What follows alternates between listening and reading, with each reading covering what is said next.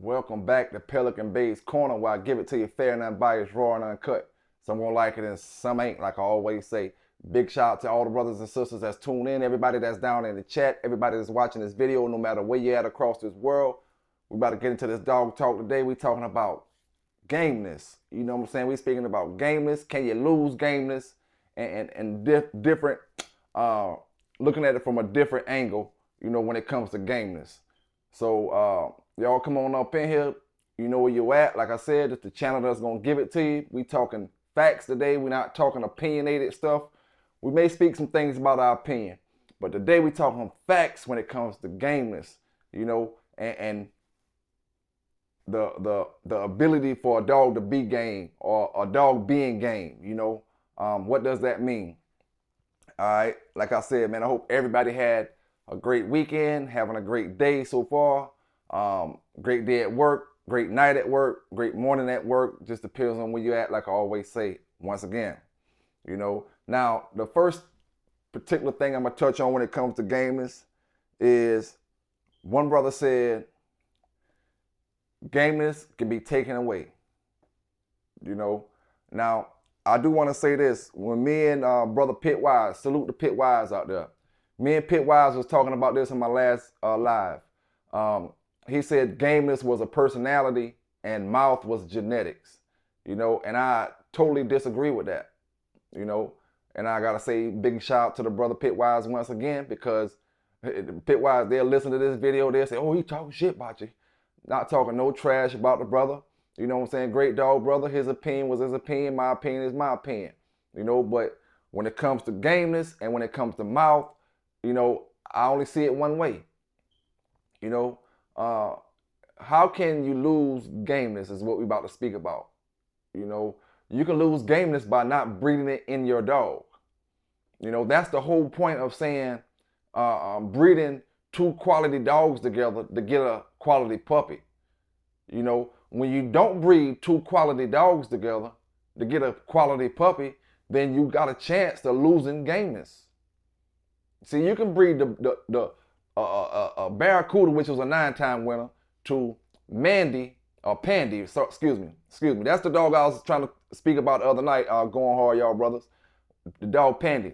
You can take Pandy, tremendous mouth, breed it with Barracuda, not known for his mouth, but known for his wins.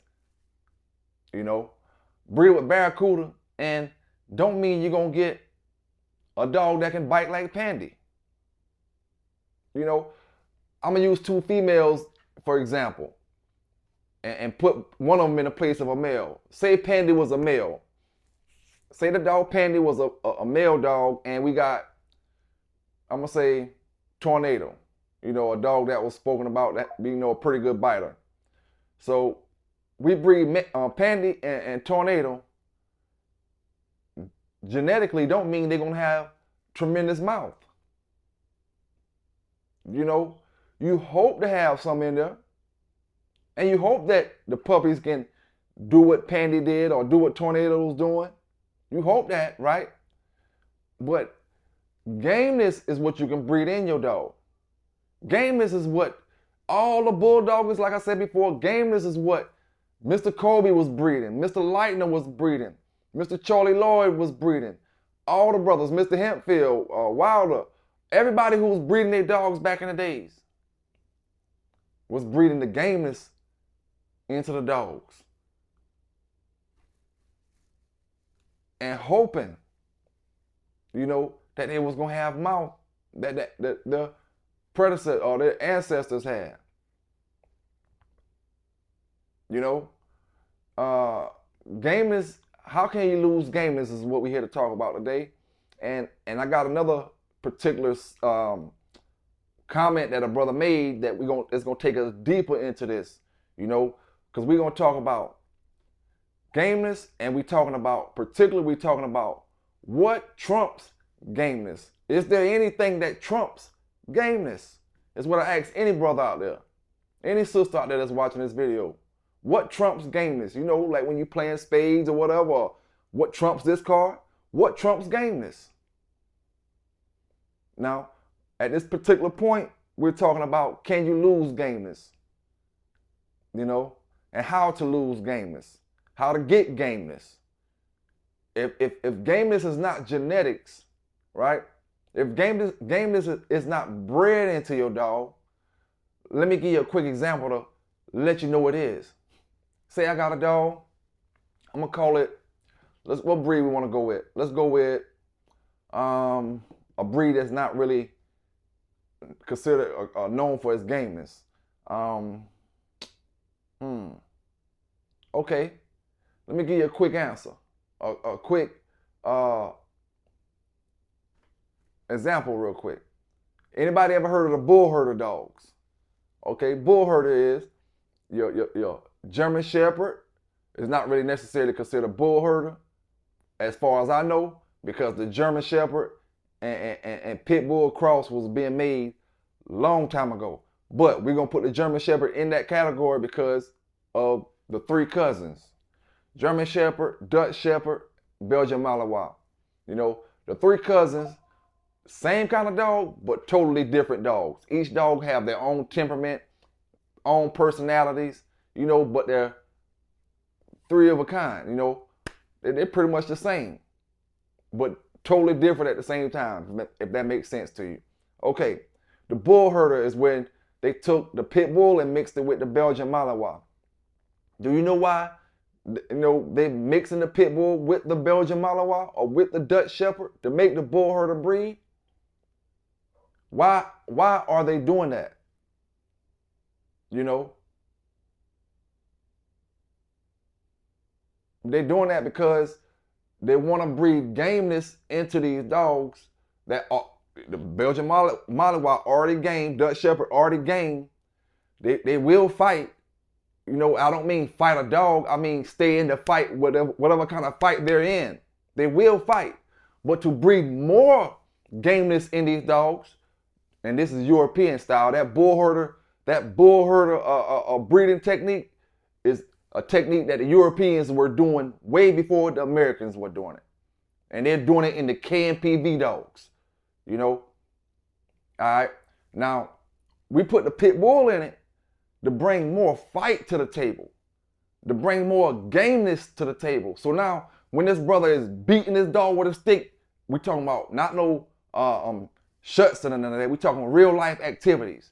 When they beating this dog and they trying to get this dog off of him, the dog is staying in the fight. See, staying in the fight don't mean fighting a dog all the time when it comes to being game. You know, the gameness a dog possesses. The definition is just staying in the fight. The definition don't say staying in the fight with a dog, you know, or staying in the fight with this right here. Staying in the fight. How long will a dog take pressure, you know, to stay in a fight where his opposition is trying to make him stop? So we breed this Pit Bull in the Belgian Malinois, Dutch Shepherd, get the bull herder. Then we take that bull herder and go back into a Malinois. We only need that little bit of Pit Bull. You know, we don't need it for his aggression. We need it for his gameness, his ability to stay in the fight. When the criminal, when the assailant is giving that police officer or that army man all he can give him, will this dog stay in the fight? When this pet owner has him and somebody tries to attack him and they're using weapons, will this dog stay in the fight? So we got this percentage of another breed of dog that's known for staying in the fights. So we breed that into our dog, which furthermore states and is further more facts to show you that you can breed gameness in your dog. Is genetics. Gameness is genetics. It's not personality. The personality of a dog, you know, can be bred as well. I'm gonna say that, right? You want a dog with a good personality, so you're breeding that as well. But the personality has nothing to do with gameness. A dog can be shy. A dog can be people scary, right? And this is what me and Pit Wise is talking about. Dog can be people scary, but he's gamer than all outdoors. You take him and you put him in some action, he won't back down. He'll go, you know, he'll go like the Energizer Bunny. Because personality and gameness don't have anything to do with each other. You want to breed a dog with a great personality to get you puppies with great personalities. You know, JD Hogg had one of the best personalities, you know, out of a lot of my dogs in modern day time. You know, when I say that, I mean, I take him out amongst people, and he was just, that was his downfall, as I would say when I had him. I always thought that would be his downfall. That wasn't his downfall. But I always thought that would be the reason that me and him went different directions and he went to the upper room. I'll be playing with him out in the field one day, and he'll go towards a person, and he was so big and bulky that they was gonna think he was gonna bite and they was gonna kill him on the spot. He loved people. You know, I will hear him barking at people at nighttime when they come by the yard, or when I'm walking past somebody at nighttime. I can feel a growl through his leash, and that's when he's supposed to be protective. But he was the type of dog that a kid can run up on, because the moment he see the kid, he forget I'm even there, and he just want to be rubbed on and played with and all that. His personality transferred over into his puppies. You know, Bruce Banner got a Charlotte up in the Bronx. You know, Charlotte knows how to distinguish between a person that don't mean Bruce good intentions, and these children and these kids and they want to play and love up on her and walk her and hug her and just play games with her. She knows how to tell the difference, and that's because the personality was bred in to her through JD Hogg and Mellow Yellow. You know, now we were speaking about gameness. You know, gameness is gonna be bred into your dog. If you got a dog that's not game and he's a 5-minute cur, check his generation, his peds. It goes back to what Brother Little Rock was saying on the clip about breeding cold dogs and culls and stuff like that, right? It goes back to that. Knowing the dogs in your pedigrees. Not just knowing what they like. When I say I know the Big John dogs, when I know the dogs in Mellow Yellow pedigree, I know every single dog. When you start from the first generation on back to the 4th generation, I know every single dog. What their abilities was, what their qualities, their traits was. Every single dog. I think that qualifies me to speak about these Big John and Welcome Out dogs. It qualifies me more than the people that some of y'all, you know, are buying y'all dogs from. See, when it comes to the line that I'm running, I can only speak for the dogs that I'm running. You know, it's up to you to do your research. It's up to you to figure out things and learn about this dog and that dog and actually know the dogs. See, I'm not speaking about these Big John dogs because I'm seeing them in the pedigree. Oh, I know that. I'm speaking about dogs that I've been around where I could touch. That I know their names. You know, just like I know Mellow Yellow. Just like I know Fletcher. So that's when it goes back to knowing the dogs in your pedigree. You know, you can't expect this dog that you own to be a super dog when he don't got no super dogs in the pedigree. Now, if he somehow or another he turns out to a super dog, that's cool. But you can't expect him to be a super dog if it's not in him. You know? Now that goes back to me giving the brothers who made the breedings props. From the 80s to the 90s to the 2000s. Giving them their props for making great breedings. Breeding good game dogs to good game dogs.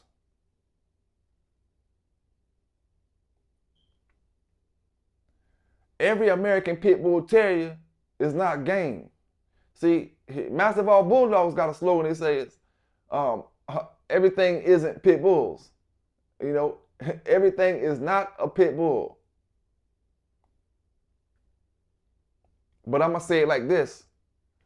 Every pit bull is not a game dog. You know, every American pit bull terrier is not game. If that clears it up for you. Now, they're bred to go in the box or whatever they go at. But all of them are not going to stay there and stay down for the count, you know. Now, what they might do is stay in that corner for the count, but that don't mean just because they're American Pit Bull Terrier, don't mean they're going to stay down for the count. We know that, you know. So can you call a dog that, you know, gets bit, never cranks up, he's always been cold, you put him on something, or just say he starts up, give you 3 minutes of action, and then he's ready to run. Can you call him a game dog? Truly? Can you call that a game dog? Because a game dog, you gotta go by definition. You know, he stays down for the fight. Now he don't gotta, you know, because we're gonna get to this particular topic in a few seconds. You know, he don't gotta go for 5 hours to be considered a game dog. But he must show he has gameness in him. Now, gameness can be sought in a dog a whole lot earlier than a year. Than an hour. You know, or he don't make it past an hour, he's not game. In my opinion, and this is why I'm gonna use my opinion just on this particular thing right here. He don't have to go an hour to say he's a game dog. He can be about to meet his demise in the first 10 minutes. You know, first 10 minutes, he can be about to meet his demise. But he pushes through that. You know, where one dog took him to an hour and a half before he was feeling the super pressure on him. This dog took him to, like we said, 10 minutes. And he know he's about to be out of here. But he pushes through that. You see, dead game don't mean you got to go, like I said, an hour and a half, 2 hours, and you still scratching to your death. That's not dead game. That's not the definition of dead game. It can be 5 minutes, 10 minutes. You can't help what your competition bringing to the table. You know, now if they destroying in 5 and 10 minutes, and they destroying, if this dog is on his deathbed and he pushes through, he's scratching in 5 or 10 minutes, and he's willing to get unalived in the middle of that square. He's not stopping in 10 minutes, but he's willing to lay it all down in that 10 minutes and not come back to that corner in the pickup, you know. He's willing to lay it down. That's dead game. Dead game is dead game. Being game is your ability to fight through whatever situation you're going through. You know, 10 minutes. He was about to see DOA in 10 minutes. He kept going. He made it 30 minutes. You know, he made it to 30. But in reality, in 10 minutes, he was about to be finished. Everybody around that square seen that he was about to be finished in 10 minutes. But he made it to 30. That's a game dog. You know, how can you take gameness away is what we say. Because I told brothers, and I explained it to you, and I hope that a lot of y'all that didn't understand this, understand it now. You know, mouth, like we said, can be taken away by weight, by taking too much weight from a dog. I said before, some people consider mouth, because everybody don't look at mouth the same. You know, the brother Little Rock just told you in his passage, the cub or cold dog passage. Or he didn't say that. I don't think he said that. Maybe the passage that I was reading to y'all in that particular Sporting Dog Journal over the Saturday Night Live was speaking about that. When a person bragging about how much mouth their dog has, And then you see it, you're like, man, that's average. Because mouth is different to everybody. But gameness is the same, no matter where you take it at. A game dog is a game dog. A hard biter is not a hard biter. You know, hard biting only pops up here and there. Freaks of nature are exactly what they're called, freaks of nature. Once in a lifetime dogs. Here, then you may see one 15 years later. You may see 2 or 3 back to back. Then you might not see no more the rest of your life. Freak of nature dogs. Breaking and crushing every single thing they touch. Every single thing, not just the sorry dogs.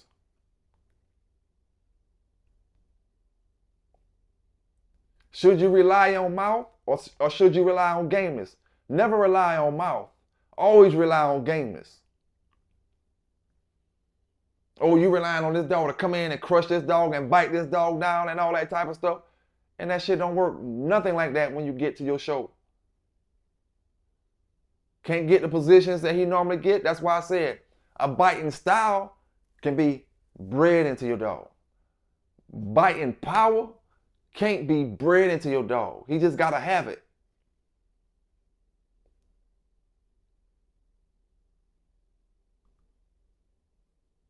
You know, I'm quite sure I'm gonna say this for all lines of dogs. Big John, they say he was a crusher. He'd get the bone, the chest cavities and crush all that stuff up.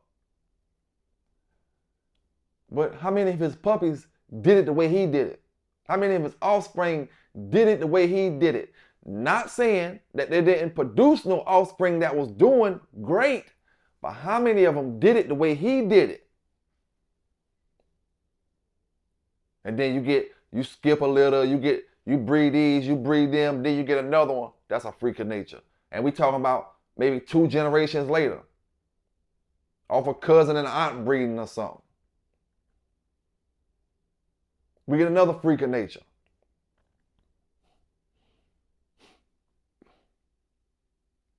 You know, so me, myself, you know, I don't breed for mouth. I breed for gameness. If a brother want to use one of my pit bulls for the breed with his bull herding program, or to start him a bull herding program with the Belgian Malinois, you know, then I don't want to. If I got to brag about, oh man, how hard my dogs bite, how hard my dogs bite. That's not what he coming to me for. He don't care how hard my dogs bite. He care how much can my dog take when it comes to stress, when it comes to pressure being put on him. Will he stay there in the fight? The moment you breed for mouth and you breed for mouth more than you breeding for gameness, then you need to stop asking brothers and telling brothers, oh man, you don't do this or you don't do that, and you're not getting the quality of dogs because you're not breeding for what you're supposed to be breeding for in these dogs. You're breeding to have a trap, a bear trap. You just want a bear trap with no heart behind it.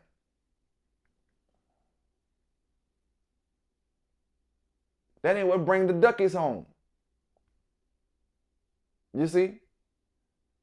At all, man. Gameness. What takes gameness away? You know, how can you lose gameness? What trumps gameness is what we're speaking about. What trumps gameness? You know, what trumps gameness, man? And salute to them brothers. Salute to that brother who was posting up the post on Facebook that I spoke about on my Saturday Night Live as well. You know, short intermission break real quick. Salute to that brother that was making them posts and they thought I was the one using his page making them posts. You know, can you see now Catawba River? Can you tell now that that ain't my style? That brother got his style, I got my style. You know, he do his thing, he doing his thing, I'm doing my thing. So next time you want to mention me and speak my name, make sure you're talking to the right motherfucker. You know? It don't pay to be a sucker, Catawba. you know. And since I'm a real bulldog from back in the days, I got my own stories. I don't do no dick riding. You know what I'm saying? Don't do none of that, dog. Intermission break over. Back to this topic. What trumps gameness? Can gameness be lost? What takes away gameness? You know, one brother said, by the right hard biter, gameness will be gone in 2 hours. No, I say with the right game dog, hard biting don't make a damn difference. I don't give a damn how hard you're biting. If a dog is game and smart, it don't matter how hard your dog biting, because he won't get the bites that he need to get when it's time for him to get them. And by the time he do or is able to get those bites, it won't damn matter no damn more. You know, won't matter. Oh yeah, he finally getting that spot you was talking about, but he getting it at 45 minutes to an hour later. He getting that spot. He didn't get it in the 5-minute mark. He didn't get it in the 10-minute mark when he was strong. Now it don't matter. It look good, but it don't feel the same. My dog can take that shit. Smart game dogs and that can weather the storm. Weathering the storm is just another phrase of being game. See, if you're not game, you can't weather the storm. And them the ones that get, oh man, my dog shutting everything down in 20 minutes. Yeah, he ain't met the one that can weather the storm yet. He ain't met a true game dog yet. Not saying that a lot hard biters haven't stopped some dogs that could be considered game, but a true game dog will make you rethink your breeding process. Do you want hard biters or do you want game dogs? Hard biters don't come out the corner. Game dogs come out the corner. Like I said before, once you see your hard biter not getting the moves you used to him getting, once you see that, then you start getting worried because you got a hard biter. You're not relying on his gameness. You're not confident about his gameness. You're confident that, oh, he can crush when he get these. He can crush. You see, I told a story a while ago about a dog that I had that was breaking bones. You know, he was coming down off of, his name was Spider. You know, and he broke a Big John dog leg in 3 places when I went against him. But it was a fluke. When I say that, I'm going to explain it to you. When I went into this show, and I wouldn't breed this dog into my program. When I went into this show, he was a great looking dog. I got marks on my leg, bruises on my leg now from back then. That never got the color back. Stayed dark color on my legs from flirt poling them. And he bumped into my legs doing the flirt pole. Still got some of them bruises on my leg. Now, this dog would work like one of the hardest dogs I've ever seen working when it comes to flirt poling and stuff like that. He had a mouth. He had teeth from hell. He had a mouth.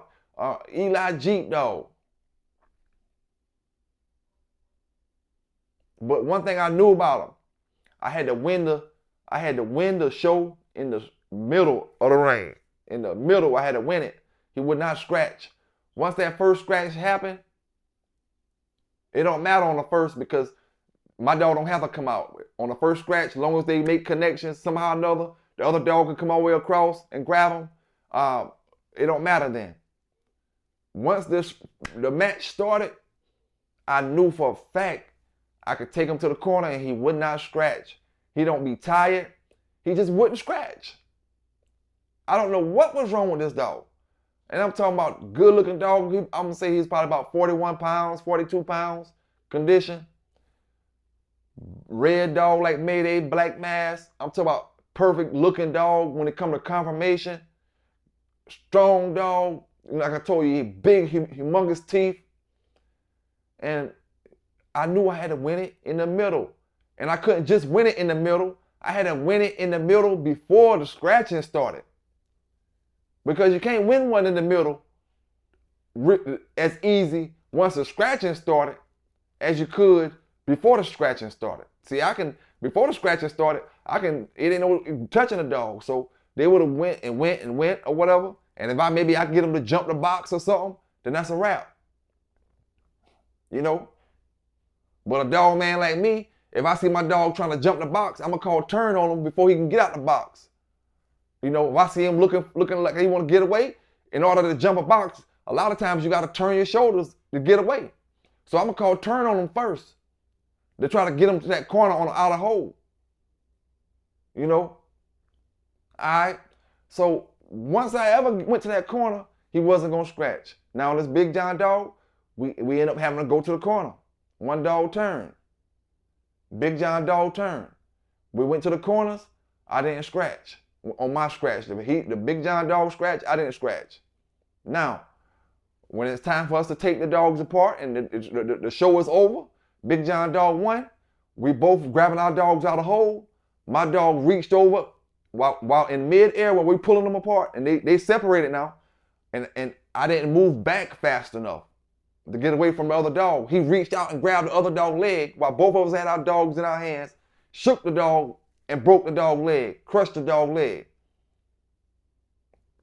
You know, dog ended up getting his leg fixed by the veterinarian or whatever. But it's just showing you what hard mouth does. Not a damn thing when it comes to winning that show. We still left out a loser. You think I felt good about him breaking the other dog's leg? Oh man, he got a hard mouth. Oh man, you seen that? He was crushing. No, because I knew it was a fluke shake. He should have stayed down there and won the show. He should have crossed that line. That hard bite didn't put no enjoyment in my heart that he did to that dog. I was still feeling disappointed when I left. The other man disappointed and pissed off because his dog's leg hurt now.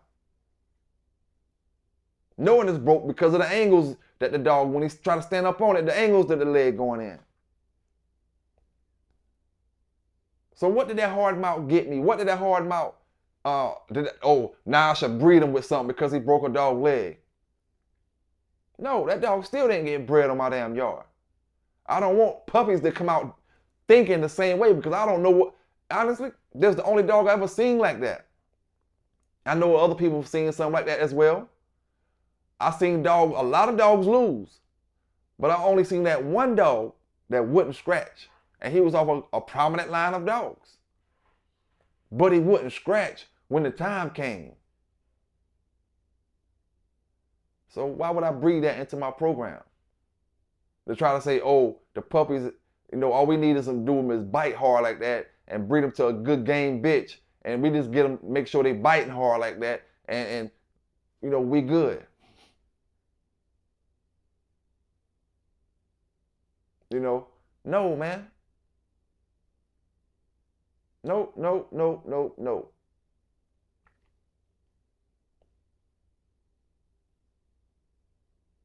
Now, speak about this. While I'm speaking about that particular dog, Spider.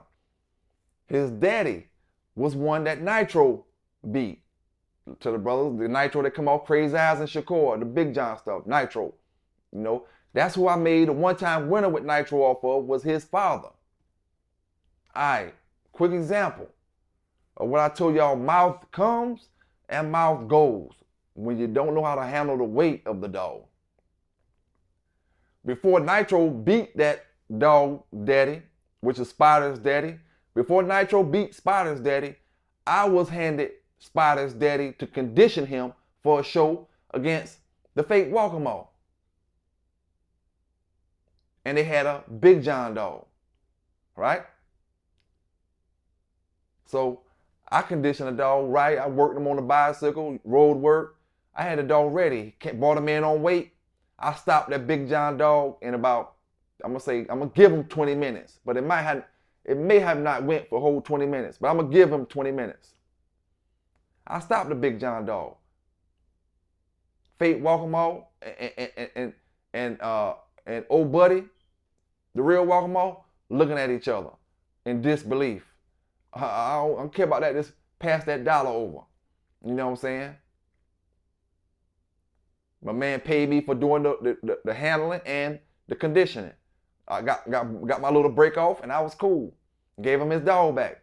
Now, he take this same dog and he want to go into walk them all with him. You know, he want to go in and walk them all with him himself, not the fake walk them all. So what the real walk them all did was contract me. Call me for the contract. He didn't let that guy know, because you don't gotta match the dogs, you gotta match the weights. So he don't tell that guy. Now that guy got the same dog that I worked last time. Now I know, that's my first time seeing this dog go. But I know he's a good dog. And I also, in my head, I know that that man who got that dog don't know how to condition that dog the way he's supposed to be, to bring him in on weight. And I'm hoping that my thoughts are right about this fella. He don't know how to condition him and bring him in on weight the way I did him. So I know he's not going to be the same. We came in at, 47 was the match weight for Nitro. So, walk, they told me to get the dog ready. I'm getting the dog ready. I bring the dog on show day. I'm on weight. The dog that I worked and conditioned for the last show that he went out for, he's being worked and conditioned by his owner now. His owner bring him in 1.5 pounds, almost 2 pounds underweight. And he wasn't conditioned. He was starved down to weight. So he was a weaker dog. He looked skinny. He looked poor compared to what he was supposed to be looking. And I can see this just by looking at the dog. Oh man, he tried to starve that weight off that dog. That dog didn't bite nowhere the same as he bit when I conditioned him. And he's going against a Big John dog again. But this time he's going against a Big John dog, and the person who worked the dog know what he was doing. See, the fake walkabout didn't know what he was doing. They thought they was just going to beat this Eli Jeep dog off of the bloodline. And that's why him and the original walkabout was looking at each other like that, because they couldn't believe how fast he got beat by Eli Jeep dog.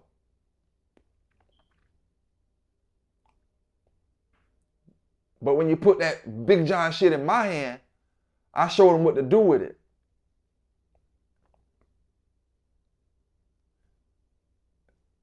In the same match, Nitro went blind in the show. At about 20 minutes maybe, somewhere around it, because it wasn't no real long show. About 20 minutes, I'm gonna give or take. I had Nitro in the corner. He started doing the blind man look, where they shaking their head side to side, and he couldn't see the dog. He know the dog was there somewhere, but he was looking side to side. And I knew he was blind. You know why he went blind? Because of something that Walkabout shot into my dog. I'm thinking they old school dog, man, so they shot something in my dog before the show. I don't know what it was, but I'm taking their expertise and hoping that they knowing what they're doing, and there's not gonna be nothing to hurt my dog. Something they shot at my dog before the show while I'm going to the box. But my dog went blind for about a couple seconds, because he still made the count. The counting started, he was looking around. And maybe about a 6, he had then got his focus back and shot across the corner. Finished the show. But that just goes to show you that take too much weight from a dog, you take all the bite from him. You got him in that sweet spot, then you got the bite there. The bite will be there that you need. But can you breed it into your dog? No. You can breed bite styles. Back end dogs with back end dogs, and now your puppy's gonna be for sure probably back end puppies.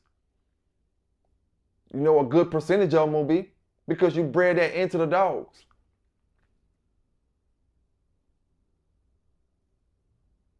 Can you breed bite power though? And what trumps gameness is what we're talking about here. This is what a lot of brothers, maybe sisters, fail to realize. Just because a dog don't go a particular length doesn't mean he's game, not game, right? That's what I'm telling you. It's facts. Because I tell you all the time, it's a team effort. You know, just because Homer went 3 hours, 4 hours with Jeep, don't mean that they could take that same dog. Mr. Isaac Stevenson take that same dog and give him a Bojack over there, and he's gonna still be looking game. Some reason or another, folk don't understand that dogs have thresholds.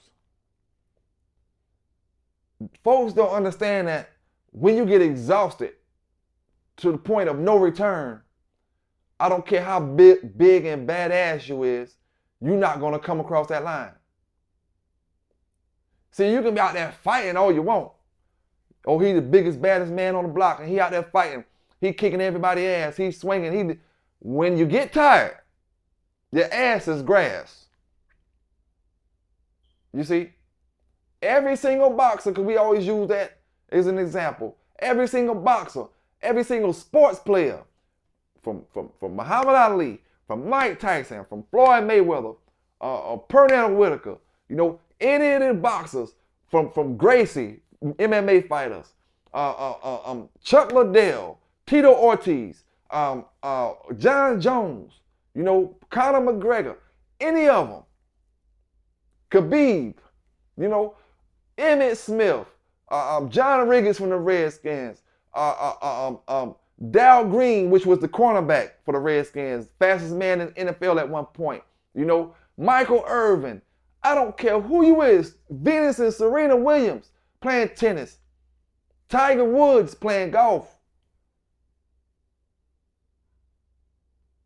When you get exhausted, it's a no-go. Tiger won't be able to swing that club the way if he's exhausted. If he's exhausted, he's done for. Serena them get exhausted, they done for. Andre Agassi get exhausted, he done for. Emmitt Smith get exhausted, he not hitting them cuts. Barry Sanders get exhausted, his legs feel like spaghetti. He can't move no more. Michael Irvin can't run the routes, he's exhausted. Michael Jordan can't fly no more. He's ground Jordan, flow Jordan now they call him, because he's exhausted. Muhammad Ali, Tyson, Floyd, and all the brothers that grace the rings, they can't do it no more because they're exhausted. Their body won't let them. Their mind telling them they want to do it, but their body won't let them. The brother on the corner that's Billy Badass, he's exhausted. His body won't let him. He can't throw it no more. He can't do it no more. He got to get up out of there. Oh man, out of all the years that people seen him on the blocks fighting, they never seen him run. Now this day right here, this particular day right here, the first day they ever seen him peel out and get up out of there. And they know it's because he's tired. So understand, you know, you want to take gameness away? You want to see a game dog not show you that he's game? There's a few ways to do that. By not preparing for your situation. Once you get totally exhausted, it don't matter. That's why when you do your keep, you're supposed to know what you like when I do mine, right? Back in the days, say 90, we're talking about 97, 1998, right? I'm doing a keep. I'm trying to make sure when my keep is to the max, when we to the max, that we can work for 3 and 4 hours. You know, I'm making sure he can be on that treadmill for 2 and 3 hours straight. Not no damn on the treadmill for 2 hours throughout the whole day. Straight. It's why I told you I got a bucket of water in front of my treadmill. A pail of water rather. You know, it can be a bucket, a pail, or whatever. I got a sponge or a rag or some type of towel in front of my treadmill. I may have, depends on what time of the year it is, I may have the fan blowing in front of my treadmill. Because I'm going to make it where this dog have all opportunity to get his work in. You know, no excuses. So I told you already, you know, you want to sponge your dog down while he's still working. Don't sponge him down and put him on the chain, because now he feel the sponge when you was in your show. When he see that sponge and he feel the water, he thinking, oh, it's over. Every time I felt the sponge in the last 8 weeks, it means I was able to get to my chain, drink some water, and chill and lay up under the shade and catch my breath back. No, you sponging him down. He's still on the meal. You just stop the meal while he on it, sponge him down, wet him down, and let him get back started again. Mind, it's muscle memory.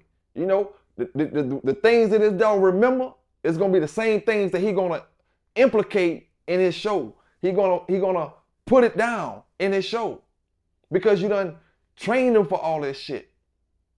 When these brothers in the military and they climbing in the sand and going up under the wires, the little wires with the gun and the bullets flying over their head, and they way up on these high platforms and scaling across them and grappling down the walls. Muscle memory, mind memory. If you ever get in these situations again, what's gonna happen? That's when training kicks in. So all y'all conditioning and keeping these dogs to the point where training can kick in their real shows. Training kicking in now. You know, is what I'm saying to my dog. Oh, training kicking in. This is what we train for, baby. When I'm keeping my dog, he in the keep in 1997, 1998. You know, when I was a teenager, he was in his keep. That same fire in my eyes that he gonna see in that show, same fire in my eyes that he's seeing when we working, when we conditioning. When we on that bicycle and we riding, doing our road work, and he looking over at me while I'm pulling him on the bike, he see that fire in my eyes then. The same shit he gonna see when we in that square back in them days. If we go in the woods in modern day time and go hog hunting or hunting for any type of animal, same fire he gonna see in my eyes. So I say that to say this, you know, working my keep back in the days, I always want to make sure water was dripping out of his mouth, not foam, you know, so I know my carburetor's pumping good now. You know, I always tell you, we replicating or we doing the same thing. We trying to copycat being in that box. What are you going to experience in that show on show day? You know, we want to build them up. We don't want to never let them stop. Because if you stop in your conditioning, he'll stop in that square. You never want to work him to the point where he's that exhausted. You build yourself up. You know, you build yourself up. Let me ask you. Some brothers, they never seen a dog run on a treadmill for 2 or 3 hours straight. You know, a lot of brothers, not some brothers, a lot of brothers, you know. And I've heard people say you can work the mouth out of a dog. Now, this is what I'm telling you. It's a thin line between knowing what you're doing and not knowing what you're doing. You know, keeping that weight on the dog, making it where he's good and strong, and he can give you all that he can give you. It's a thin line. Now this where road work trumps treadmill work. Your dog can run beside you with a bike or whatever you do your road work with. Some brothers jog. You know, you may not be able to jog as long as your dog can run. But this is where road work trumps the treadmill at, because running on the treadmill to get bored. You know, I used to take my computer or something and sit there in front of the treadmill and just, you know, watch a little show or something. You know what I'm saying? Look at something, read a book or something, look at a magazine, taking my time and just chilling. See him slowing it down, making sure he ain't stopping, let him build his own second wind. I don't want him running full throttle the whole time. I just want him running the whole time. He can slow down and run for just 5 minutes real slow, but then that's when the chicken came into play. Chicken in the cage, chicken walk in front of him a little bit, chicken start moving. He see the chicken moving, now he's back picking up his pace. He back full throttle again. As soon as that chicken start moving around a little bit, you know? I don't start them out at 2 hours, 3 hours. I start them out with short speeds. I don't start them out at no 5 minutes either. The reason why I don't start my dog out at 5 minutes, because my dogs get walks all the time regardless if we in the keep or not. So starting them out at 5 minutes would be wasting time for me. Now, if your dog stay on the chain 24/7 all year long, yeah, you start off with 5 minutes. I don't start off at 5 minutes because we do more than 5 minutes worth of exercise on a daily basis or weekly basis, regardless if we was in the keep. So I'll come to a working ground to where I know I'm gonna say, okay, boom, I might start off at 10 minutes, you know. Then the next day I'm going up a little bit higher. I'm not gonna be doing no from 10 minutes to 20 minutes in 1 week. And even if I go from 10 to 20 in 1 week, in 8 weeks, you should be up in a couple hours. You should be talking about a couple hours. And like I said before, we're not talking about 30 minutes on this, let your dog rest, get some rest again, and then 30 minutes later on in the evening. And you saying, oh, he's been on the treadmill for an hour. No, we're not talking about that. We're talking about hours straight working. 2 hours straight working. Let's say if I worked him on the treadmill for an hour. Now, I'll take him off, get a good walk. You know, walk him up the street, bring him back. Now we might do a little flirt polling, you know. 5 to 10 minutes of flirt polling, you know. Now we might do some weight pulling. See, I always did my weight pulling afterwards. And then sometimes I'll do it beforehand. But the reason why I do my weight pulling after my treadmill, I burn them out, get them good and tired, get them carburetors pumping, right? Now, I look at it like the show. I always tell you, I'm doing it like the show. We want to, in 30 minutes into this thing, we want to be getting strong. We want to be getting stronger as it's going. You know what I'm saying? We want to be getting stronger. The longer this thing goes, the stronger we getting. At least we're going to be like that mentally. So 30 minutes to an hour in this thing, once he, you know, not first day, but once he doing this, getting up to speed, 30 minutes to the hour, now we go out there and pull some weights. That's when you see his legs trembling time to time, you know, because he working. He won't stop. He's still chasing his little toy or whatever he chasing, pulling them weights. And then we don't put a boatload of weights on it, but we make it where he's pushing uphill. Not literally up hills, but he's going from only running with his regular weight on the treadmill to pulling extra weight. Now that he's tired, he's pulling extra weight. That's gonna be that extra weight that you may have to rely on in the show because this dog got you down. You got you down at an hour. But I know you used to pushing hard at an hour. Pushing that extra weight at an hour. You know? So what trumps gameness? Exhaustion trumps gameness. You see? No matter how game your dog is, and I always say this, out of all the game dogs in the past, every last one of them that was considered game, exhaustion trumps their gameness. If they are totally exhausted, they cannot push forward. Exhaustion comes from your corner man. Did your corner man do what he was supposed to do with that dog? The man who worked that dog, conditioned that dog, did he do what he was supposed to do with that dog? You can't say the dog is not game if he's exhausted. He gave you all he can give you. There's no gameness in a game dog that's going to override exhaustion. Limp legs, spaghetti noodle legs. Once you get to that point and you're in the square, you better be trying to figure out an exit. If you're going to win that thing, you better be trying to figure out something smart, some kind of trick that you can work to get out of this thing and get that money. Because your shit is about to be over.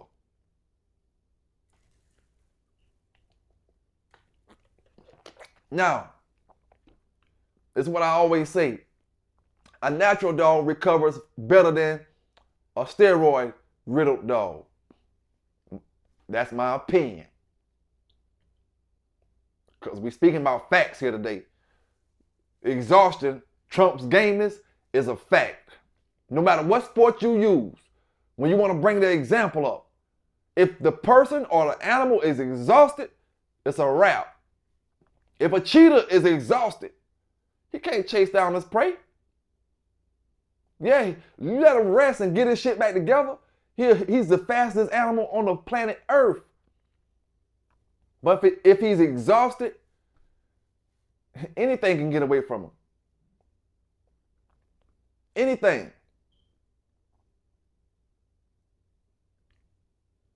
So, exhaustion will trump gameness. You know, a lot of brothers just don't know that. They don't understand it. You know, mouth-wise, it's the same thing. If your dog is not healthy to that sweet area, you don't know how to keep mouth in your dog. You know what I'm saying? If all you got to do is really listen and look at a lot of these comments that brothers put from Facebook, the other social media platforms, it lets you know why some people got it and some people don't. Some people know how to win it and some people don't. You know, because everybody got their own opinion when it comes to mouth, and that's a fact. Mouth is not the same to you as it is to me, not the same to me as it is to him. I told y'all on the on videos several years ago, these brothers get dogs with sharp teeth. They cut real easy. Oh, my dog got mouth. My dog got mouth because they see a lot of blood. No, your dog got sharp teeth. That's it. All dogs bite. Some dogs' teeth just sharper than others. Some dogs' teeth just bigger than others. Oh, your dog got them big teeth like we see in that black Garner dog, them big long hangers, like we see in that black Garner dog, right? Automatically, you know, a brother, half the people that look at that particular picture thinking that dog is a biter, hard biting dog. Oh man, can you imagine what kind of wounds he putting? Can you imagine? Can you imagine is all they saying. When that dog might have a mouth like a paper that can't bite through a wet paper bag.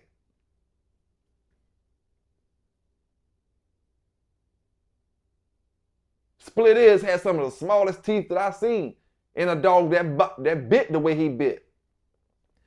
Little squared off nubbed teeth was broken off. Squared off at the end.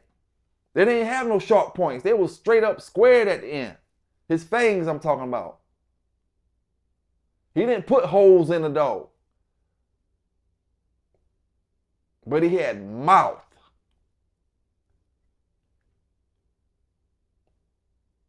Crushing power. Crunching power. Mouth.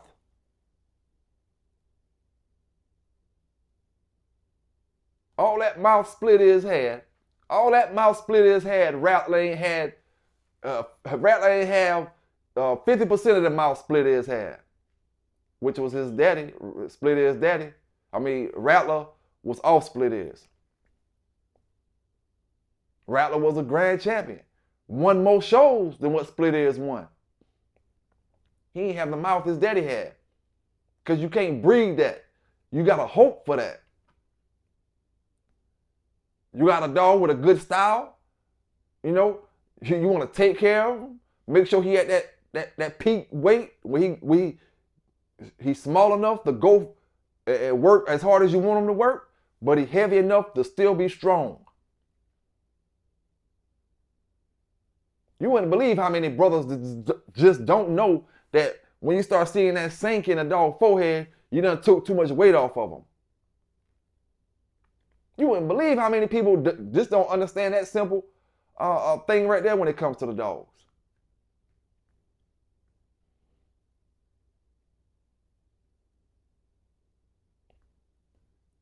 Exhaustion trumps gameness. Exhaustion trumps everything when it comes to working sport.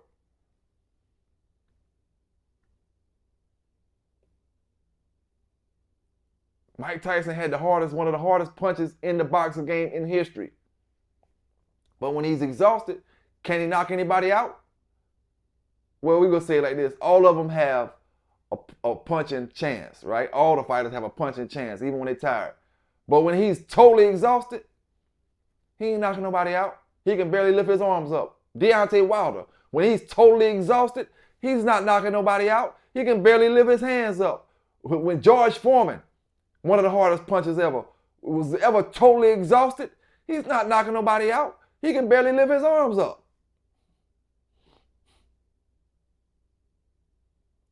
Exhaustion trumps gameness. Where does exhaustion come from? A dog that wasn't worked hard, or a dog that he was worked, but he's reached his threshold. You know? It's a team effort.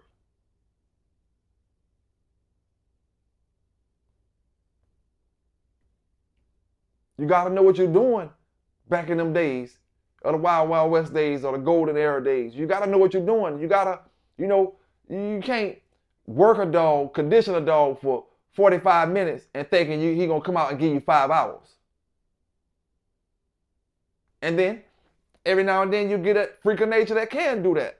That's when you get your dogs that they say, oh, he'll do 5 hours off the chain. He might be just one of them dogs. You don't run across them every day. On the average, you're not going to get no dog that's going to give you several hours worth of work, and you only working them for 30 minutes, 45 minutes in his peak. Not reaching an hour straight on his peak. You done went 8 weeks and you don't even run on the mill for an hour. You don't even road work for an hour straight before you switch it to another activity. You can't expect that out of them. You're trying to expect them to come get it over with fast.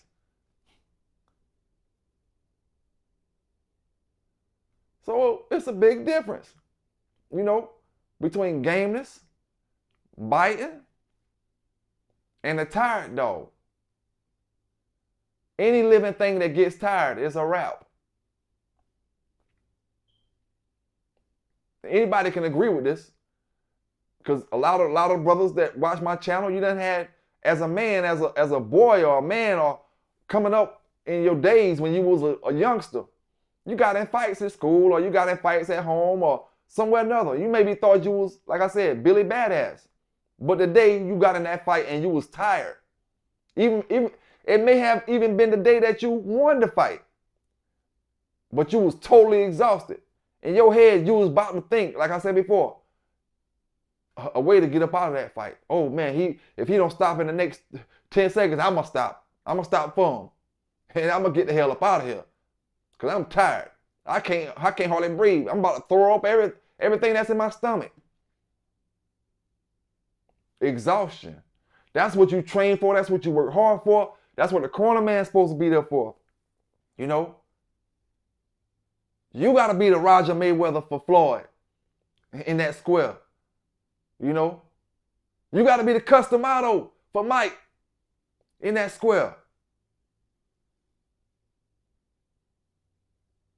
They try to talk shit, but you got to be they try to talk shit about this brother, but you got to be the Bill Haney for Devin in that corner.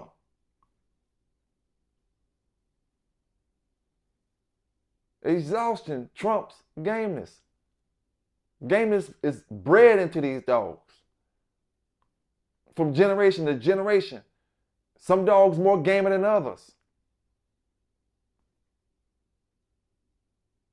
Personality is bred into these dogs.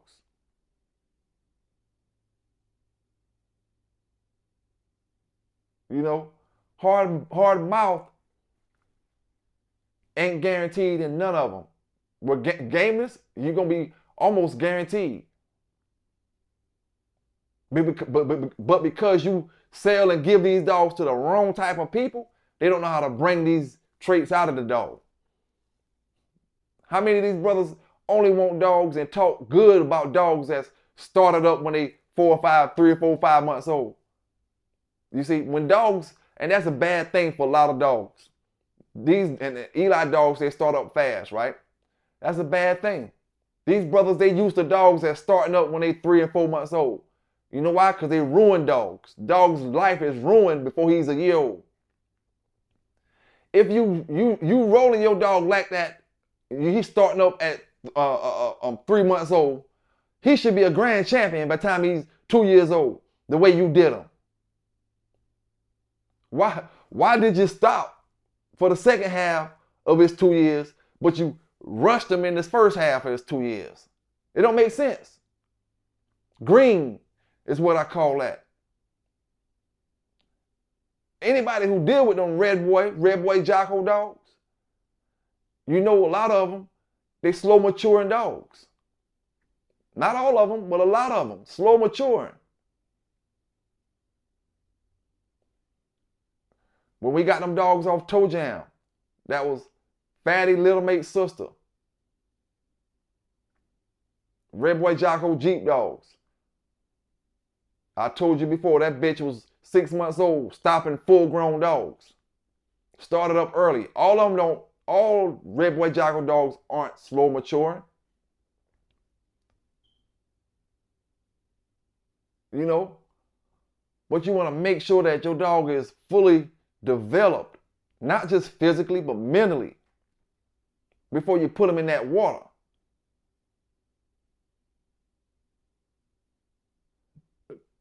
So, you trying to, a lot of people just don't understand the game, and it's always going to be that way. That's why you get winners and losers in that square, because everybody don't understand the game. Some people go through 40 and 50 losses before they understand the game, Then they finally get one win. When you take time to do your research, when you get you a great bloodline to work with, one that's going to do what you want them to do, and you put the same effort into that dog as a dog man,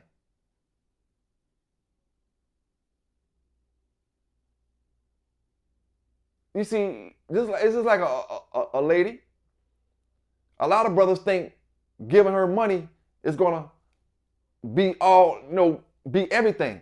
Giving her money is going to make her happy forever. Giving her money. When maybe that particular kind of lady, it does. But you got to do more than that with a majority of ladies. They want more than just the money. They want the time, And maybe the money too. But a lot of brothers with these dogs, they'll get the money and they'll think because they spending the money on it, they spending the money on the dog, that's going to develop the dog. No, you got to put the time in with the dog. And some of that time may cost you some money. Some of the things you may have to do may cost you some money.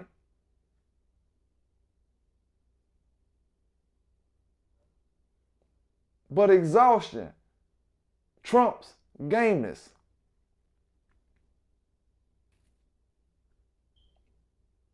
All day and day.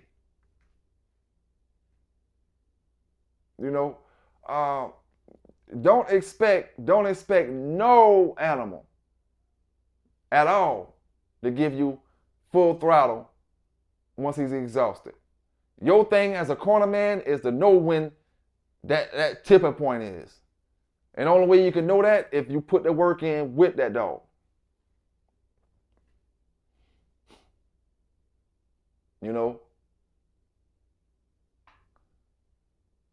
That's what I told you.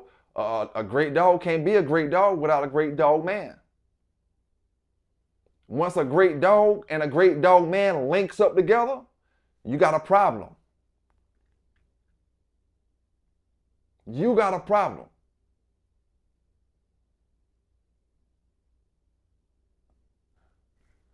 So, I hope you understand it the way I explain it to you. You can't read this in a book. This is something you got to know. You got to understand. And if you're not lying to yourself, the shit that I'm telling you is true.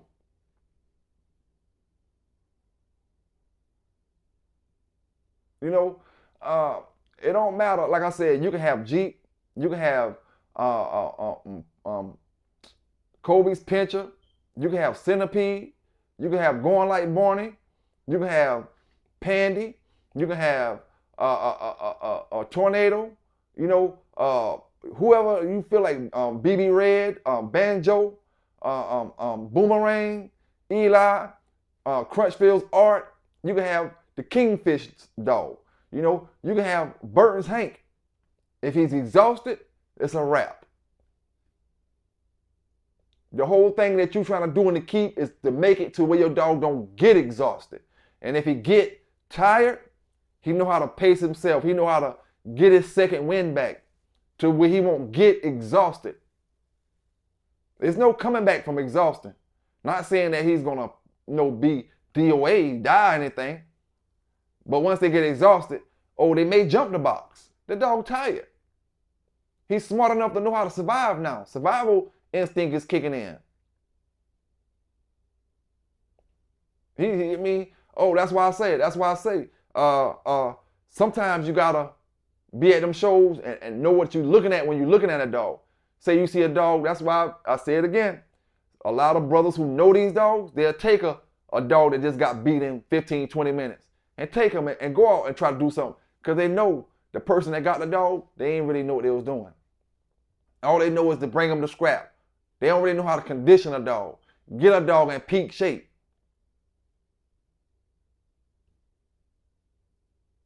So they'll take that dog he lost in 15 minutes. Now he done went the last 3 shows he been in, went over an hour.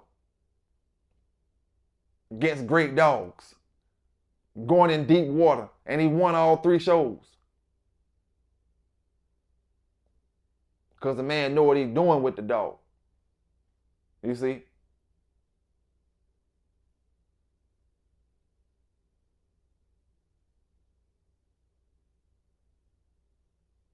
See what these brothers got out here?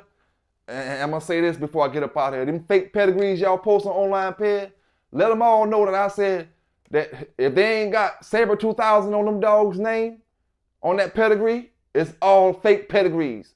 You see? Fake pedigrees. Not the way the dog is bred, but the dog that bred with Hacksaw was not SBS Pandora. The dog name was Saber 2000, Pelican Bay Saber 2000. So if they don't got that dog named that on that online ped thing, they got fake pedigree. You know? The dog name, I can't help what y'all went and lied about and got bona fide to come talking about and went and talked to Patty and all that bullshit. The dog name was Pelican Bay's Saber 2000. It came from Walkamo. It went back to Walkamo. I got the damn dog. Walkamo sent the papers in. The real Walkamo, not that fake bullshit ass motherfucker that's gonna have y'all fucked up in the game in a few minutes. A lot of y'all, you see? Not that one, but the real one. Dog name was Saber 2000. So when I look at these dogs and you want to brag about this dog or puppy or whatever, and then you got that fake ped up there, put it how it's supposed to be. That breeding wasn't made to SBS Pandora. It was made to Pelican Bay Saber 2000. My dog wasn't named Pandora. My dog was named Saber 2000 when I bred her.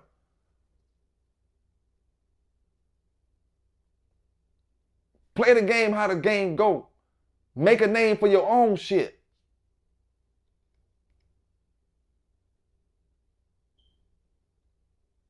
And I'm going to keep saying it. I'm going to keep saying it because you got these green motherfuckers out here that don't understand. SBS didn't breed that dog.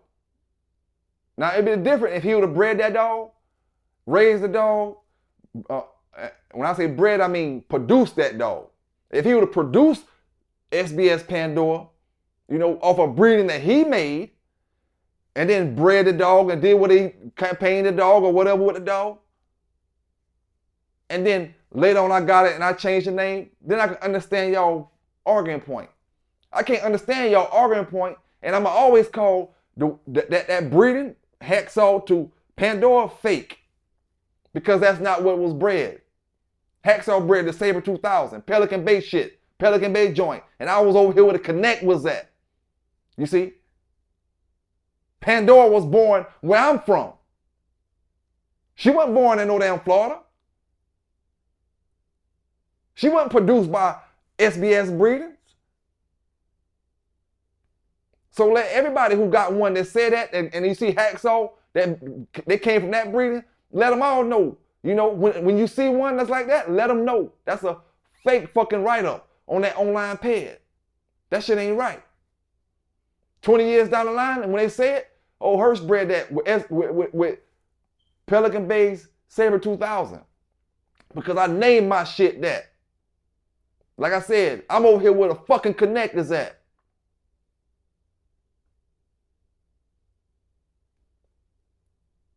The dog came back to who bred the dog.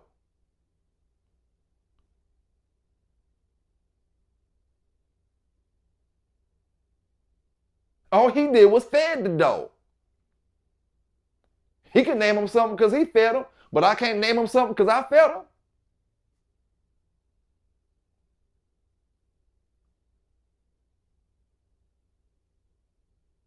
Yeah, right.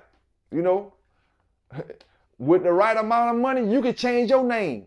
Go down there to the place with the right amount of money and sign the documents the way you need to sign them. See what your name change. I don't give a damn how old you is. 20 years old, 30 years old. All your life you've been going by Jim. Now you feel like you want a name change. You go down there, pay for what you change your name or whatever. Go through the procedure you go through. Now your name something else. Right. You see? Other than, and I'm going to say this, I got to say this, you know, there was no need for anybody to worry about what Saber 2000 name was. Only reason it was for anybody to worry about that because they're hating on Pelican Bay, whether they show it or not. They either hating on the Bay or were trying to ride off the name that I made for my particular dogs, Mellow Yellow and Fletcher. And it's for any fucking body. There was no need for you to worry about what the fuck my damn dog name was. Period.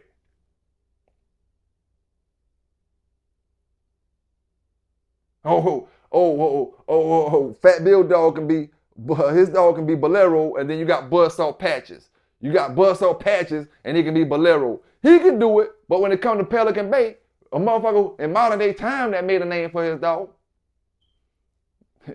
they got all kind of excuses, you know, but I ain't riding with it. I ain't riding for it. Every time I look at a peg that say SBS Pandora the Hacksaw, I look at it like it's phony, flawed. I'm the motherfucker that raised them dogs and whelped them dogs off that litter. You want to take my damn name out because I ain't a dick rider, you know. I ain't somebody trying to ride off somebody else's name. Oh, if I wanted to ride off somebody else's name, I should have just named the Welcome All Saber 2000. Because they didn't want to wrote up the papers. Not that fake motherfucker that y'all calling and talking to every day that he got to get information from y'all to even know anything about his own dogs. Not that one that told y'all that the dogs came from the dog pound. Why they ain't bred none of them dogs from the dog pound yet? Y'all still accepting lies. You know, it's two parts of this dog game. The part that accept lies, and you got the real bulldoggers over here. That part that accept lies, y'all gonna be bamboozled for it's all over with. Out of all y'all damn money. And wonder why you ain't getting no real true to heart bulldogs. Cause look, you ain't dealing with true to heart bulldog men. Phonies.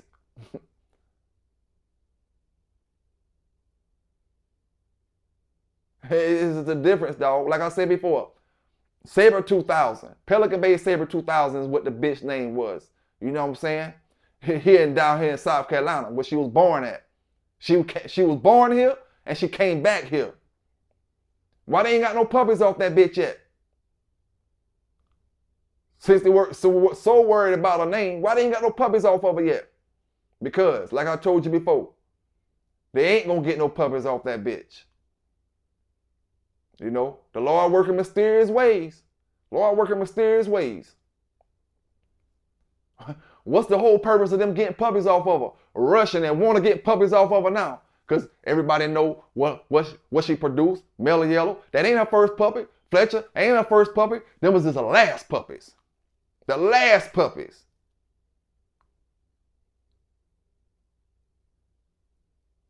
What happened to all the other dogs that she produced under another name?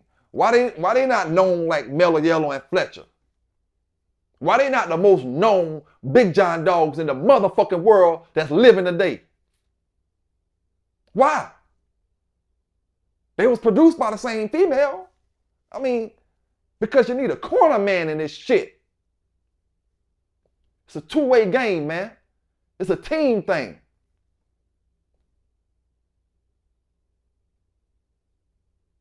You know, it's a team thing, big dog. So every time I look at it, it just pisses me off more and more and more and more. It pissed me off more and more and more and more. That dog, the so-called dog Pandora been gone from SBS so damn long. SBS wasn't worried about that damn dog, period. We never heard him say anything about that damn dog. Who the dog bred with, where the dog went at, none of that type of stuff. But the moment the conversation come up with, oh, Pelican Bay, what he doing with his dogs and this and that and this and that and this and that. Now the flunky walking all worried about this, worried about that, lying to y'all about this. How many lies he told y'all? Oh, we got the dog pound dogs, 1 lie. Oh, we got Big John sperm, 2 lies. Oh, we got Little John sperm, 3 lies. Oh, we gonna be doing some Big John breeders, but I ain't selling none of them, 4 lies. Come on, man.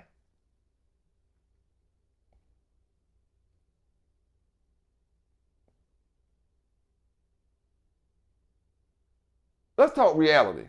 Brothers, if I had any Big John sperm, all I need is 1 or 2 females. I don't need a whole boatload of females to start this yard back off. You see? Breed that sperm to this female that's coming down off of his shit, his bloodline. Keep all these puppies. Go through your culling process. If he was producing like that back then, then he's still producing like that right now.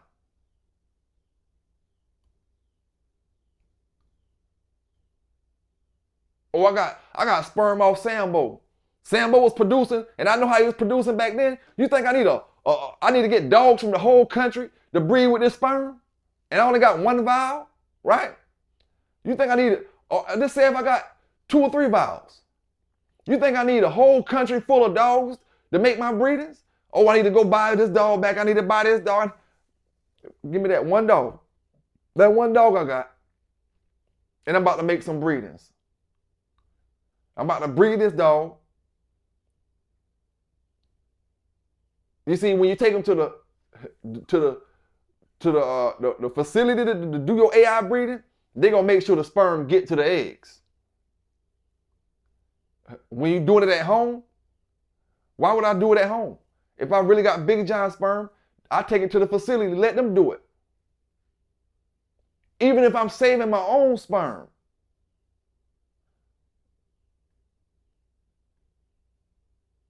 Let them do it, and it's gonna be guaranteed that the sperm get to the eggs. Lies, lies, lies. You keep blocking Pelican Bay because I'm telling the truth, y'all puppy peddling motherfuckers.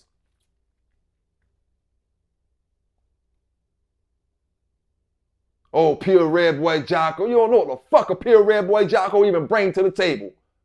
If the shoe fit, wear it. Pure red boy Jocko. Pure red. You don't know what that shit bring to the table? Do you even want it pure? No, that's what somebody else saying, so I'm going to repeat their slogan.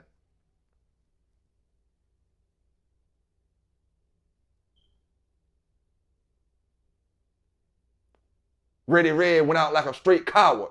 Ready Red, you went out like a straight coward. Because I'm talking about a dog that you puppy peddling, you block me, which don't matter to me. But I'm just telling you how it is. I don't make fake pages to talk shit about y'all weak ass motherfuckers. I'ma say it on my channel. That's what my channel for. To speak my mind and to speak the truth when it comes to these dogs. Y'all ain't built to own these dogs. You ain't built to have these damn dogs. That's why you do what you do and you make the moves you make. You know, and I tell y'all before, just because your pocket full of money don't mean you're a dog man. He's a fucking puppy peddler. Oh, you do an interview, that don't mean shit. You're a puppy peddler.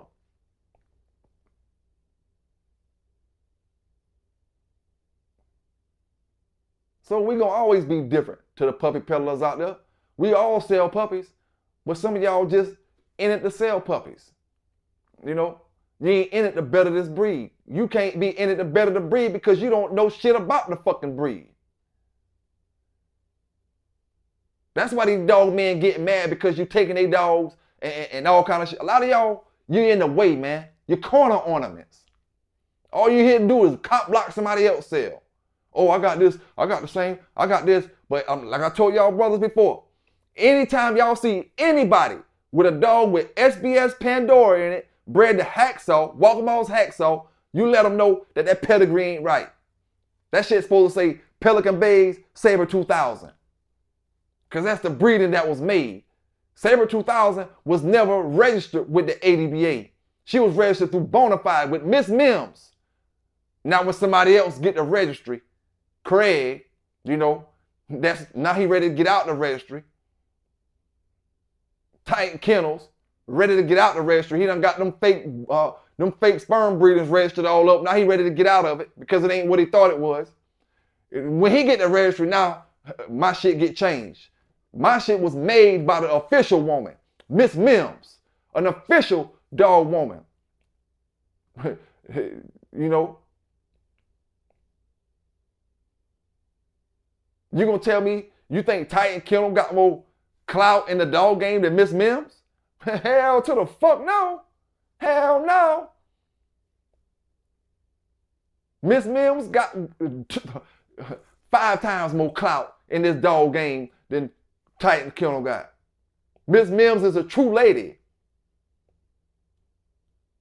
that was married to a true dog man, Mr. Mims, that Craig can't compete with at all. He's just a fucking wannabe at the end of the damn day.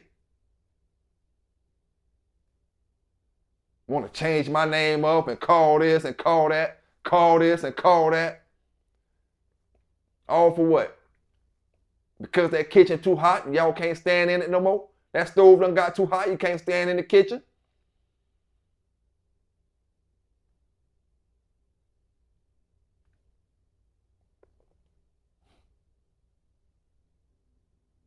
It is what it is, man. It is what it is. Like I said, PB K9s, I'm here to give that dog talk, that dog news. Some of them gonna like it and some of them ain't. This is one of them days that some gonna like it and some ain't, and it just is what it is. You know, I always tell you, I don't give 2 shits whether you like it or not. You're gonna hear it. I'm gonna slap it in your face like Pro used to say. Slap him in the face with that pedigree.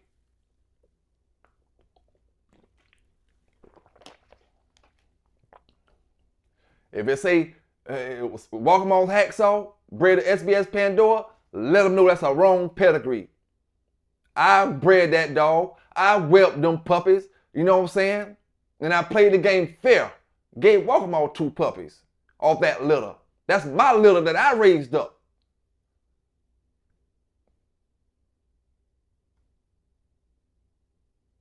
Because y'all bootleg, jackleg, preaching ass, wannabe ass dog man get up here and hating on it with another brother.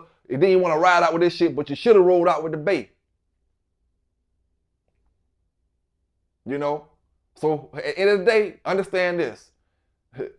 Exhaustion trumps gameness. You know, your dog having energy, your dog being too tired to move trumps gameness. You can't lose gameness because you just tired. You lose gameness by not breeding it in your dog. You know, that's the way you lose gameness, by not breeding it in him. That dog that's game and he too tired to go, and somebody else get him that know how to condition him, you see a different dog. Oh, he didn't lose gameness, but that brother knew how to bring it out of him.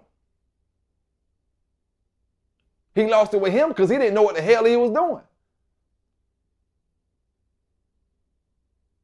So like I said, brothers, take my advice, and this is fact. You know, this is fact. You want to have a good program? Breed for gameness and don't breed for mouth. Mouth ain't nothing to be bragging about. It's cool to brag about it, but it ain't something that you're going to brag about your whole career. Oh man, these dogs got mouth. These dogs. Don't ask me how much mouth my dog got. Ask me how game my dog's is.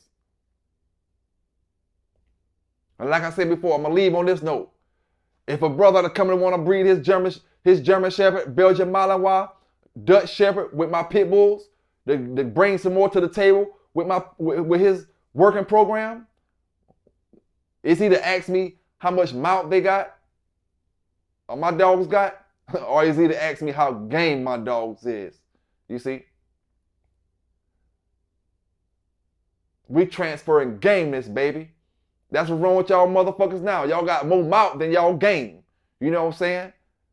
More mouth than they game. Brother who dropped that Facebook post about a certain dog man over the weekend. You know? Mouth can't tell him. They got more mouth than they got gameness, big dog. That's why they curring out left and right. You know what I'm saying? When you shut them up, they ain't got shit to say. They ain't gonna bring their credentials. I don't care how small or how little credentials you got. When you come up on my show, flash them motherfuckers. Let me see what it is. You know what I'm saying? I done talked to brothers with all type of credentials. You know, that brothers who come up here and think they got a lot of credentials. I talk to brothers with a whole lot more credentials than that. And talk to other brothers with a whole lot more credentials than they got. And brothers with just this little bit of credentials. But they proud of what they did. You know what I'm saying? They stand on what they did, and they don't give a damn about what you talking about or how you feel about it. It's your boy K9s giving it to you the way I always do. Stay safe out there. Make sure y'all stay legal out there with these dogs. That way you can preserve them the way they need to be preserved. Salute to my brothers down in the chat. Everybody that's watching, no matter where you're at. And we out.